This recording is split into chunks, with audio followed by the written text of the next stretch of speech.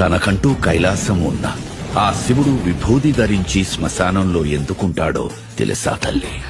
మనిషి చనిపోయాక దహన కార్యక్రమాల అనంతరం ఆ దేహాన్ని ఒంటరిగా విడిచి అందరూ వెళ్ళిపోతారు.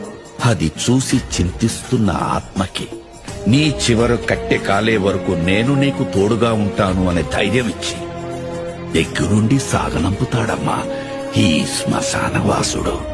మరణంలో తోడుండే ఆ మహాశివుడు తన ప్రియ భక్తుడు ప్రాణాలు తీసుకెళ్లడానికి యమధర్మరాజు వచ్చినప్పుడు మార్కండేయుడు మృత్యుంజయ మంత్రం జపిస్తూ అక్కడున్న శివలింగాన్ని కౌగిలించుకున్నప్పుడు అదే శివలింగం నుండి ఉగ్ర రూపంలో వచ్చి మృత్యుదేవతకే మృత్యువు చూపించి మార్కండేయుడు ప్రాణాల్ని కాపాడిన మహామృత్యుంజయుడమ్మా. గంగ ఉధృతంగా భూమిపైకి ఎగసినప్పుడు ఈ భూప్రపంచం ఎక్కడ తల్లడిల్లిపోతుందో అని ఆ గంగని తన జటాజూటాలలో బంధించి ఈ భూమండలాన్ని కాపాడిన జటాధరుడమ్మా ఈశ్వరుడు.